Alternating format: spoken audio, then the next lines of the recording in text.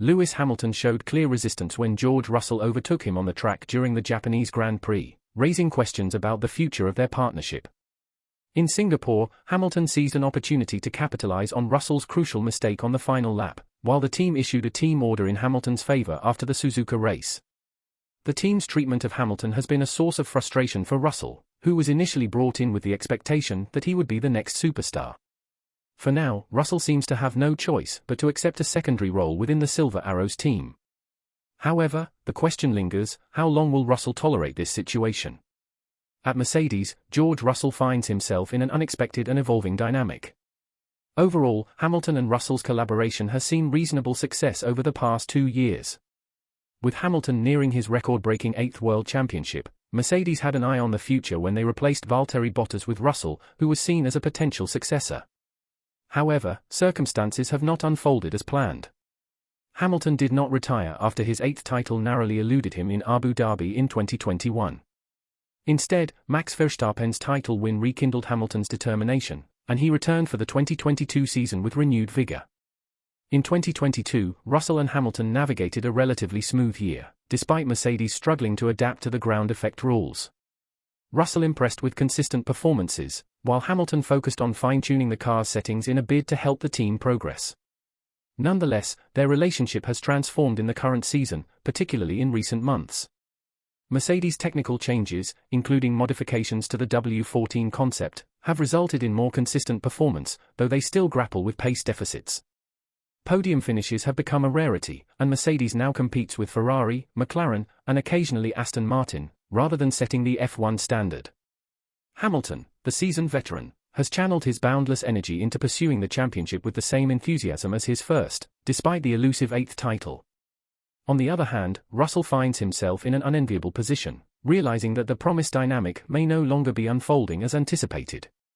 After completing his second season with Mercedes, he finds himself facing off against an opponent widely regarded as one of Formula One's greatest. This is compounded by the fact that the clear trajectory of his role at Mercedes, which seemed certain when he joined 2 years ago, has shifted. Instead of transitioning into a mentor-type role as initially anticipated, he now faces at least 2 more years as Lewis Hamilton's teammate, with no signs of Hamilton being content to take on a mentorship role. The recent events at Suzuka highlighted this dynamic in reverse. Hamilton is actively striving to outperform Russell, and Mercedes has even issued orders for Russell to yield, underscoring the team's commitment to keeping their superstar driver, Hamilton, satisfied. Toto Wolff went so far as to instruct Bono to request that Hamilton step aside, even when there was only a slim chance of defending using doctors. One thing is clear, the intra-team battle between these two drivers provides captivating entertainment. It became one of the most discussed topics after the Japanese Grand Prix. Karen Chandhok of Sky F1 noted that there seems to be a bit of tension in the friendship between Lewis Hamilton and George Russell. Chandhok acknowledged that he found this dynamic intriguing and mentioned that the two drivers appeared to be growing somewhat irked with each other. Chandhok also pointed out a noteworthy moment from George Russell's side, highlighting their conversation about the team orders at the end of the race. Russell seemed to recall an earlier moment at the Spoon Curve where he felt he was being asked to be a team player, indicating a shift in dynamics. This ongoing battle will ultimately determine who assumes the role of the new team leader. The question now is whether George Russell can assert himself and take control of both the situation and the team. Russell has the power to shape the trajectory of his F1 career. He has long embraced the mindset that his time would come eventually. With Hamilton's unexpected extension into the 2023 season, Russell's moment is now, and he must establish his authority over Hamilton if he wishes to prove himself as the rightful leader for Mercedes. Russell's challenge lies in the difficulty of this task. In 2023, he has shown moments of being on par with Hamilton's performance, but consistency has eluded him, preventing him from being deemed the natural heir to the team leader position. Hamilton has demonstrated that he still possesses the capacity to control the race, and this should not be underestimated. Perhaps what is needed is not just a tense, but not necessarily hostile atmosphere within Mercedes, as the team aims to carefully manage the situation. It might require a clash that allows the simmering tension between the two drivers to reach its boiling point. Even after such an event, the question remains, does Russell possess the ruthless, ambitious, confrontational demeanor that top F1 drivers often exhibit? Russell's crash in Singapore couldn't have occurred at a more inopportune moment. Despite the right words being said by both Russell and the team afterward, the reality of the situation has now sunk in. Russell felt the pressure of the battle under extreme circumstances, knowing that a victory had slipped through his fingers and that Hamilton was breathing down his neck, mere millimeters behind him. Ready to seize any opportunity that arises, Russell currently faces two potential paths. After a season he deems a disappointment in the Drivers' Championship, he may choose to regroup during the winter, and return in 2024 to demonstrate to Mercedes that he can fill the role of a Hamilton-like figure once Lewis retires. He might evolve into the kind of driver who aggressively defends his position at Spoon Curve, rather than yielding to his teammate. Alternatively, he could maintain his current performance level, effectively keeping pace with Hamilton, and establish himself as a capable backup for the future driver who will inevitably emerge as Mercedes' true long-term prospect. The ball is now firmly in Russell's court, and he must determine which path he wishes to pursue. However, a new challenge looms for the upcoming year, as rumors circulate in the paddock that Mercedes may find themselves further down the pecking order in 2024. F1 technical specialist Gary Anderson suggests that Mercedes, at best, will start the 2024 season as the fourth fastest team, given their lack of visible progress since the beginning of 2022. Mercedes began the 2023 season to recapture the championship, but had to make significant adjustments to their W14 car after a lackluster performance at the season-opening race in Bahrain. Unfortunately, their progress has been limited since they introduced a heavily modified chassis in Monaco at the end of May. At the recent Japanese Grand Prix, Lewis Hamilton and George Russell were more than a second behind Max Verstappen's pole time, with the fastest Mercedes finishing 49 seconds behind the winning Red Bull.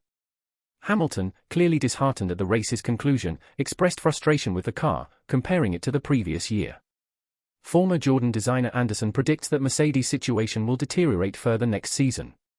He points out that a team of Mercedes' caliber, experience, and budget is expected to vie for victories, not settle for 5th or 7th places.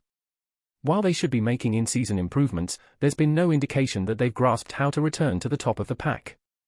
Anderson believes it's highly unlikely that the team will experience a miraculous turnaround over the winter.